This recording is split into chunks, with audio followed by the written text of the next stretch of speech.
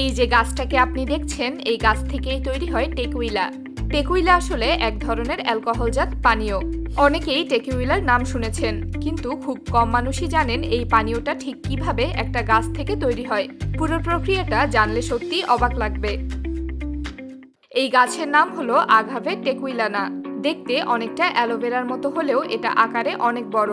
পাতাগুলো খুব মোটা, শক্ত আর ধারালো। বাইরের দিকটা দেখলে মনে হবে একেবারে শক্ত আর রুক্ষ, কিন্তু গাছটার ভেতরে লুকিয়ে থাকে মিষ্টি রসে ভরা এক ধরনের তরল। এই রসটাই পরে টেকুইলা বানানোর কাজে লাগে। আগাভে টেকুইলানা কোনো সাধারণ বা ছোট গাছ না। একবার এই গাছ লাগালে সেটা বড় হতে সময় লাগে প্রায় 7 থেকে 10 বছর।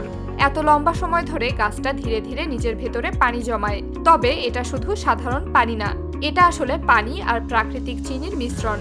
যত বছর যায় গাছের ভেতরের এই মিষ্টির পানির পরিমাণ তত বাড়তে থাকে। এ কারণে চাষিরা খুব ধৈর্য ধরে গাছটার যত্ন নেয়। মেক্সিকোর চাষিরা এই গাছকে প্রায় সন্তানের মতোই দেখে, কারণ গাছটা যদি সময়ের আগে কেটে ফেলা হয় তাহলে সেটা আর কোনো কাজে লাগে না। যখন গাছ পুরোপুরি বড় হয়ে যায় তখন চাষিরা বিশেষ ধারালো ব্লেড দিয়ে গাছের সব পাতা কেটে ফেলে। পাতাগুলো কেটে ফেললে ভেতরের যে বড় গোল আর মোটা অংশটা থাকে সেটাকেই বলা হয় পিনা। এর নাম পিনা রাখা হয়েছে কারণ দেখতে অনেকটা বিশাল আনারসের মতো। এক একটা পিনার ওজন 40 কেজি থেকে শুরু করে 100 কেজি পর্যন্ত হতে পারে। এই পিনাই হচ্ছে টেকুইলা তৈরির মূল কাঁচামাল। পিনা সংগ্রহ করার পর আসল কাজ শুরু হয়। এবার এই পিনাগুলোকে ভালোভাবে রান্না করতে হয়। আগের দিনে এই কাজটা করা হতো মাটির তৈরি বড় চুলায়। সেখানে কাঠ জ্বালিয়ে একটানা 2 থেকে 3 দিন ধরে পিনা রান্না করা হতো। এখন আধুনিক কারখানায় এই কাজ অনেক সহজ হয়ে গেছে। সেখানে ব্যবহার করা হয় বড় স্টিম ওভেন, মানে বড় বাষ্প চুলা। চাপযুক্ত বাষ্পের মাধ্যমে পিনাগুলো ধীরে ধীরে নরম করে ফেলা হয়। সাধারণত এই রান্না 24 থেকে 48 ঘন্টা পর্যন্ত চলে। রান্না করার মূল উদ্দেশ্য হলো পিনাকে একেবারে নরম করে ভেতরের চিনিকে বের করে আনা। রান্না শেষে পিনার ভেতরের একটা ঘন মিষ্টি সিরাপের মতো তরল তৈরি হয়। এরপর সেদ্ধ করা পিনাকে ছোট ছোট টুকরো করে ভেঙে ফেলা হয়। আগে গ্রামাঞ্চলে এই কাজটা করা হতো বিশাল এক পাথরের চাকা দিয়ে। এই পাথরের চাকাটাকে বলা হয় টাহুনা। গরু বা ঘোড়া দিয়ে এই চাকাটা টানা হতো, আর চাকাটা ঘুরে ঘুরে পিনাকে ছোট ছোট টুকরা করত। এখন অবশ্য আধুনিক মেশিন দিয়ে খুব দ্রুত এই কাজ করা হয়। পিনা চূর্ণ করার পর সেখান থেকে যে মিষ্টি রস বের হয় সেটাকেই বলা হয় আগুয়া মেল, মানে মধুর জল। এই রসটাই টেকুইলার আসল উপাদান। এক একটা পিনা থেকে সাধারণত 8 থেকে 12 লিটার পর্যন্ত রস পাওয়া যায়। এই রস সংগ্রহ করার পর শুরু হয় ফার্মেন্টেশন প্রক্রিয়া। এখানে রসের সঙ্গে বিশেষ ধরনের খামির বা ইস্ট মেশানো হয়। খামিরের কাজ খুব সহজ। সে রসের ভেতরের চিনি খেয়ে ফেলে এবং তার বদলে অ্যালকোহল তৈরি করে। এই প্রক্রিয়াটা কয়েকদিন থেকে 1 সপ্তাহ পর্যন্ত চলতে পারে।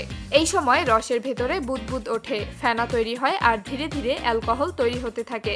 এই পর্যায়ে যে তরল পাওয়া যায় সেটা অনেকটা হালকা অ্যালকোহলযুক্ত পানীয়র মতো, কিন্তু এখনো এটা আসলে টেকুইলা হয়নি। এরপর আসে সবচেয়ে গুরুত্বপূর্ণ ধাপ, যেটাকে বলা হয় ডিস্টিলেশন বা পাতন। এই ধাপে তরলটাকে বড় বড় তামার বা স্টিলের ট্যাঙ্কে গরম করা হয়। গরম করার সময় অ্যালকোহল আগে বাষ্প হয়ে উপরে উঠে যায়। সেই বাষ্প ঠান্ডা করে আবার তরলে পরিণত করা হয়। এভাবেই অ্যালকোহলকে আলাদা করা হয়। সাধারণত এই কাজ একবারে শেষ হয় না। ভালো মানের টেকুইলা বানাতে 2 বার, কখনো কখনো 3 বার পর্যন্ত পাতন করা হয়। এই ধাপ শেষ হওয়ার পরই তৈরি হয় আসল টেকুইলা, যেখানে টেকুইলার মাত্রা প্রায় 55% মতো থাকে। টেকুইলার স্বাদ আর রঙের পেছনে আরেকটা বড় বিষয় কাজ করে, সেটা হলো সংরক্ষণ। নতুন তৈরি হওয়া টেকুইলা যদি সরাসরি বোতলে ভরা হয় তখন সেটাকে বলা হয় সিলভার টেকুইলা। এটি একদম স্বচ্ছ এবং স্বাদ তুলনামূলক হালকা। যদি এই টেকুইলাকে কয়েক মাস থেকে 1 বছর পর্যন্ত ওক কাঠের ব্যারেলে রাখা হয় তাহলে রং একটু সোনালী হয়ে যায় এবং স্বাদ আরো নরম হয়। এই ধরনের টেকুইলাকে বলা হয় রেপোসাদো। আর যদি টেকুইলাকে 1 বছর থেকে 3 বছর পর্যন্ত ব্যারেলে রাখা হয় তখন সেটা হয়ে যায় আনিজো। এই টেকুইলার রং গাঢ় হয় এবং স্বাদ আরো কড়া হয়। অনেক সময় এতে ভ্যানিলা বা চকলেটের মতো গন্ধ পাওয়া যায়। আর 3 বছরের বেশি সময় ধরে রাখা হলে সেটাকে বলা হয় এক্সট্রা আনিজো। এটা খুব দামি এবং খুব কম পাওয়া যায়, আর স্বাদ অনেকটা পুরনো চকলেটের মতো হয়। সবশেষে একটা গুরুত্বপূর্ণ তথ্য বলে রাখি। মেক্সিকোর আইনে বলা আছে আসল টেকুইলা শুধু মেক্সিকোর নির্দিষ্ট কিছু অঞ্চলে তৈরি করা যাবে, বিশেষ করে জালিস্কো আর তার আশেপাশের এলাকায়। পৃথিবীর অন্য কোনো দেশে যদি এই গাছ দিয়ে একইভাবে অ্যালকোহল তৈরি করা হয় তবে সেটাকে টেকুইলা বলা যাবে না। যেমন শ্যাম্পেইন শুধু ফ্রান্সের শ্যাম্পেইন অঞ্চলেই তৈরি হয়। ঠিক তেমনই টেকুইলা শুধুই মেক্সিকোর নিজস্ব পানীয়।